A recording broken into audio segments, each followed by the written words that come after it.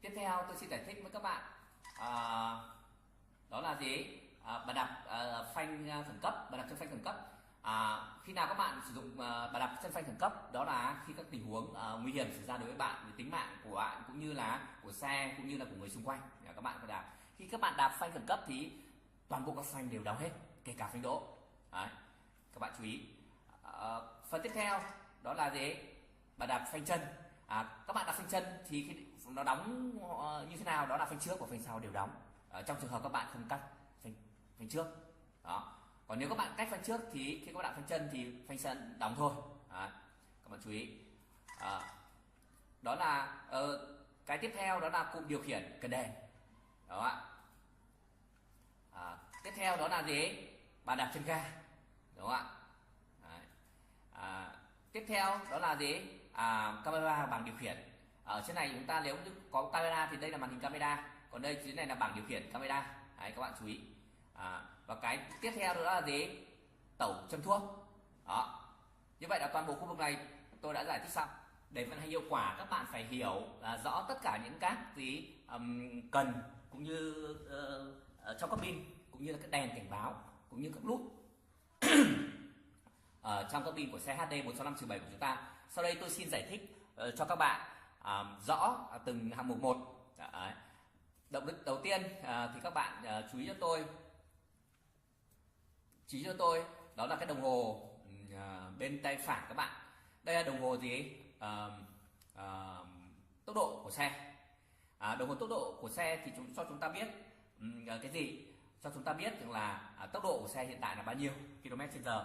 Thường thường các bạn chạy không tải thì 35 km, và chạy có tải thì các bạn chạy khoảng dưới 30 km, bởi vì ở trên của chúng ta ấy, trên xe của chúng ta ở Việt Nam chúng ta là hay chở quá tải từ 15, 20, thậm chí 30%, thậm chí 50%. Đó, các bạn chú ý. Tôi khuyên các bạn chỉ chạy là từ 30 đến 35 thôi, không tải, và có tải thì dưới 30. Và hơn nữa, đường của chúng ta cũng rất là kém. Như vậy đồng hồ thứ nhất chúng ta xem. Đồng hồ thứ hai đó là đồng hồ về tốc độ động cơ. Ở đây nhân hệ số 100. Ở đây là từ 0, 10 đến 30. Thường thường động cơ chúng ta quay ở tốc độ cao nhất khoảng độ 23.000, hơn 23.000 vòng trên phút. Thường thường là như vậy. Đấy là cao nhất. Thì tại sao họ đưa 3.000? Đó là một câu hỏi dành cho các bạn thợ kỹ thuật, cũng như là các bạn về xe. Các bạn đối với thợ vận hành, các bạn chỉ quan tâm như vậy thôi. Tiếp theo tôi xin giải thích đối với cả các đèn. Đèn đầu tiên các bạn sẽ thấy là đèn cảnh báo về nhiệt độ giờ biến mô. Khi mà cái kim này nó chỉ lên cái rạch màu đỏ này ấy, thì cái đèn này sẽ báo lên, đúng không ạ? Cho chúng ta biết là nhiệt độ giờ biến mô của chúng ta đây đang nóng quá. Như vậy chúng ta phải đỗ xe, và lúc này nóng quá thì sao? E02, độ E02 xuất hiện sẽ ở đây này. Thì các bạn sẽ làm sao? Đỗ xe ở vị trí gì bằng phẳng an toàn, và các bạn cho xe chạy không tải từ 5 đến 10 phút. Bắt đầu cái kim nó chỉ ở dạng màu trắng, thì khi đó thì cái đèn này biến mất, thì các bạn cho xe chạy tiếp. Trong trường hợp mà không biến mất thì các bạn gọi thợ kỹ thuật để họ xử lý cho các bạn, đúng không ạ? Tiếp theo các bạn thấy là có cái đèn cảnh báo về nhiệt độ nước làm mát động cơ, cũng tương tự như vậy. Khi kim này chỉ ở màu đỏ, thường ở kim chỉ màu đỏ thường nhiệt độ là từ 105 đến 107 độ C, và cái này thì nó sẽ báo lên. Và khi đó các bạn cũng có lỗi E02 xuất hiện, và các bạn cũng là mát máy bằng cách là đỗ xe vị trí phẳng, và các bạn cho xe chạy không tải. Và cái đèn này nó tắt đi thì các bạn mới cho vận hành xe tiếp. Và đồng thời là cái kim này nó chỉ ở dải màu trắng. Thông thường các bạn khi mà mới bật từ khóa lên, chúng ta cho máy nổ thì kim này ở vùng mùa đông thì nó cũng sẽ chỉ ở cái giải thấp, tức là giải ở nhiệt độ màu trắng này, thậm chí dưới cả vạch màu trắng. Vậy các bạn phải làm ấm máy từ 3-5 phút. Khi đó cái kim này nó chỉ lên giải màu trắng, nhìn nhiệt độ khoảng độ vòng quanh 70 độ C. Động cơ thì chúng ta sẽ làm việc đó sẽ tốt được. Còn thì dưới thì chúng ta làm việc nó sẽ hỏng xe, đúng không ạ? Các bạn chú ý. Cái tiếp theo đó là đèn cảnh báo về biến mô đang khớp. Như vậy cái đèn cảnh báo này là khi có biến mô, khóa biến mô khớp thì cái đèn nó sáng lên. Tức là gì? Khi tốc độ đầu vào và tốc độ đầu ra của biến mô của chúng ta bằng nhau thì nó sẽ sáng. Lúc này xe đang làm việc hiệu quả tốt nhất, đúng không ạ? Đèn tiếp theo đó là đèn báo về chế độ công suất, tải nặng và tải nhẹ. Khi các bạn bật nút công tắc tải nặng và tải nhẹ thì con này nó sẽ hiện lên P hoặc là E. P là dành cho tải nặng và E là dành cho gì, tải nhẹ, đúng không ạ? Tiếp theo các bạn thấy là có đèn cảnh báo gì số đang hoạt động.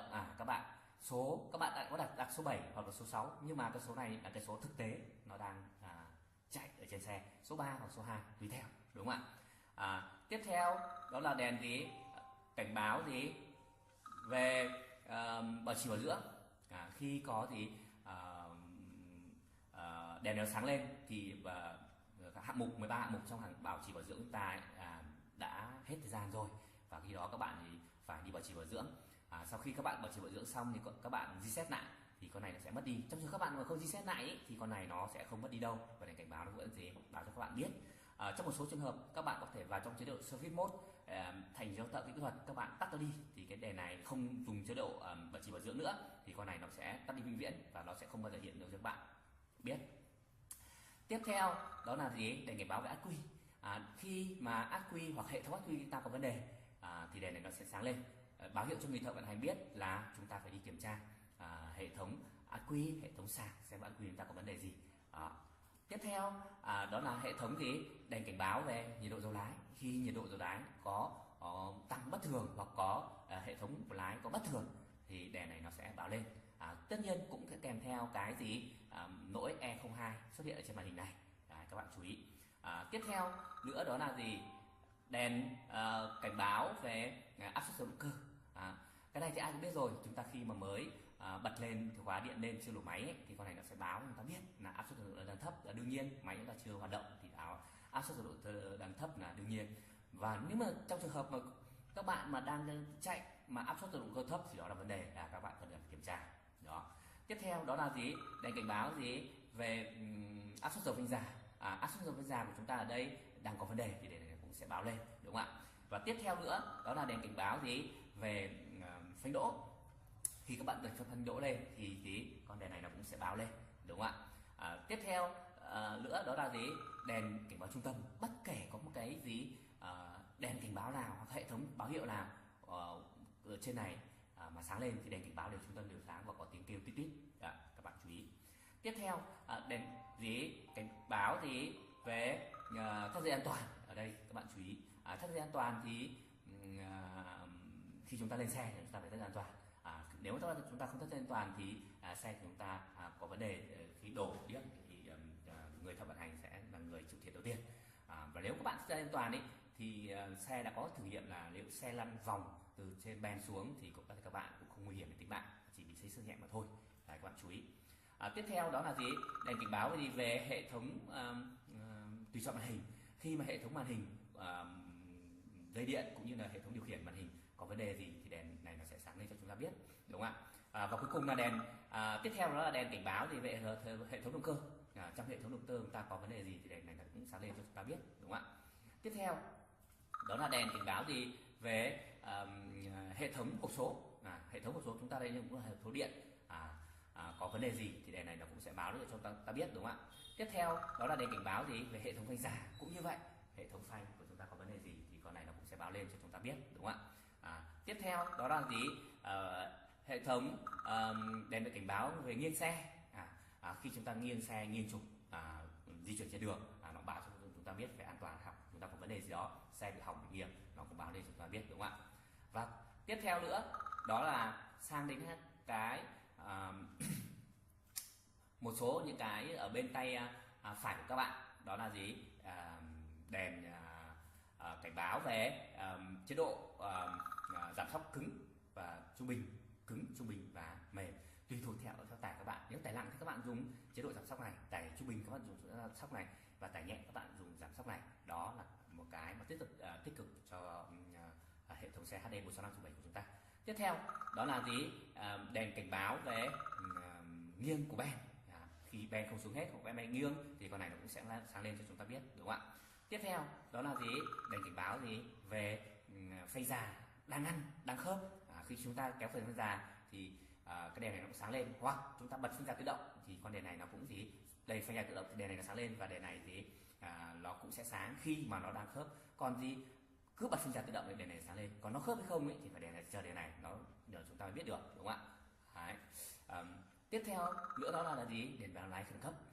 khi có vấn đề gì trên xe, khi mà chúng ta đang chạy chẳng hạn mà động cơ bị chết chẳng hạn, chúng ta vẫn có thể là lái đưa xe vị trí an toàn được, hoặc là xe bị chết chúng ta muốn kéo xe đi thì chúng ta cũng có thể dùng hệ thống lái khẩn cấp, ấn nút lái khẩn cấp thì đèn này đã sáng lên và chúng ta di chuyển xe về xưởng được. Đấy. Hoặc chúng ta có thể là ấn nút khẩn cấp để chúng ta lái quay tại chỗ thì con này nó cũng sẽ sáng lên, đúng không ạ các bạn? Tiếp theo đó là đèn báo sấy. Đèn báo sấy này thì báo hiệu chúng ta biết đó là gì? Khi chúng ta đang sấy thì đèn này sáng lên, hoặc xe chúng ta có hệ thống tự động sấy thì đèn này nó cũng sáng lên báo chúng ta biết, đúng không ạ? Tiếp theo đó là hai cái đèn về hệ thống ABS và ABS tùy theo xe có hay không. Thường ABS là hệ thống chống xe bị trượt trên đường, còn ARS là hệ thống chống party lane trên đường, hay tức là quay đấy đồng tốc chúng ta gọi là cầu vi sai. Đối với xe đời cũ thì chúng ta có hệ thống vi sai cài cầu bằng cơ khí, còn đối với xe đời mới của chúng ta là dùng hệ thống ARS, tức là tác động lên trực tiếp lên phanh, cũng có tác dụng như là hệ thống cài cầu. Đấy, các bạn chú ý, xe ta rất là hiện đại, đúng không ạ? Tiếp theo nữa đó là cái đèn này báo hiệu là cái số đặt ở trên xe là cái số mà km được phép đặt, người thợ vận hành đặt ở trên xe của chúng ta là bao nhiêu. Ví dụ như trên đỉnh dốc dốc này chúng ta ước lượng là xe chạy ở 15 km/h là hợp lý nhất, thì chúng ta đặt ở đây là dùng cần phanh già, chúng ta đặt ở đây 15 km/h. Như vậy là cứ đến đầu dốc chúng ta bật công tắc lên thì ở đây 15 nó xuất hiện, và trên quá trình dốc đấy, khi nào đến vận tốc mà chạy lớn hơn 15 km/h ấy, thì xe tự động sẽ già phanh, và khi đó thì cái đèn phanh già này nó sẽ sáng lên, đúng không ạ? Và đương nhiên khi chúng ta bật phanh già tự động thì đèn này sáng lên, và cái đèn này nó sẽ chỉ cho chúng ta biết là số km phanh già tự động muốn đặt để khi xe chạy đến tốc độ đó thì nó tự động già. Các bạn phải hiểu như vậy, đúng không ạ? Tiếp theo đó là đèn cảnh báo về nhiệt độ dầu biến mô của nhiệt độ dầu phanh già. Nhiệt độ dầu phanh già cũng như vậy, khi chúng ta già nhiều phanh thì cái kim vàng này nó sẽ chỉ dải màu đỏ này sẽ làm sao sẽ nóng lên, và nút E02 xuất hiện đây, và khi đó người thợ vận hành làm sao sẽ phải làm đỗ xe, làm mát máy, chạy không tải. Bắt đầu kim này nó chỉ dải màu trắng này thì các bạn tiếp tục làm việc, và đồng thời cái đèn đỏ này sẽ mất đi, kèm báo trung tâm mất đi, đúng không ạ? Tiếp theo đó là đèn cảnh báo về mức nhiên liệu. Như vậy là khi cái đèn này nó báo lên thì trong bình nó còn khoảng độ hơn 100 lít gì đó, 140 gì đó, thì sao nhỉ? Thì các bạn phải đi đổ dầu tùy theo các bạn ở cung đường khác nhau, cũng như là vị trí địa hình khác nhau, thì các bạn phải đi đổ dầu, không thì sẽ bị đó, đúng không ạ? Tiếp theo đó là đèn cảnh báo phanh già nó bật, tôi đã giải thích rồi, đúng không ạ? Tiếp theo chúng ta sang đến màn hình chính. Sang đến màn hình chính này thì đây là toàn bộ những cái hạng mục mà đối với xe HD tôi đã giải thích ở phần trên. Sang màn hình chính này thì tôi sẽ giải thích tiếp theo. Các bạn dùng hai nút lựa chọn số 1, số 2 để các bạn vào cái màn hình chính này. Một lần nữa xin chân thành cảm ơn các bạn đã theo dõi video này, và để hiểu rõ hơn về chế độ vận hành, các bạn hãy dùng sang video tiếp theo dành cho người thợ vận hành. Xin cảm ơn các bạn. Mọi đóng góp xin gửi về địa chỉ lợi.komatsu@gmail.com, hoặc các bạn có thể viết comment ở phía dưới. Các bạn có thể đăng ký để biết thêm nhiều các thông tin về xe, cũng như sửa chữa lỗi, cũng như là các thông tin về xe của Komatsu. Một lần nữa xin thành cảm ơn các bạn.